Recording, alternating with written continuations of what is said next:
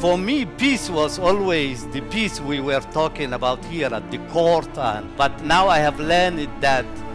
peace means also bye-bye. taasi waa waxay uu ka bartay xakiimka Soomaaliga ah caruurtiisa oo waqti badan u shaqeynayay Cabdulqawi Yuusuf waa sharciyaqaan diblomaasi caan ah ay ku go'an tahay cadaaladda waxa uu raad lama ilaawaan ah ku reebay fugaaraha caalamka ee cadaaladda waxa uu ku dhashay magaalo xeebeedka Ayl waxa uu safarkiisa ku bilaabay xamaasad loo qabo xalinta khilaafaadka u dhaxeeya ummadaha. So I was the first Somali lecturer in international law at the Somali National University. waxay ku saabsaneed muranka badda Soomaaliya halka uu Cabdulqawi calaamadeeyay uu u istaagay ilaalinta xuquuqda wadankiisa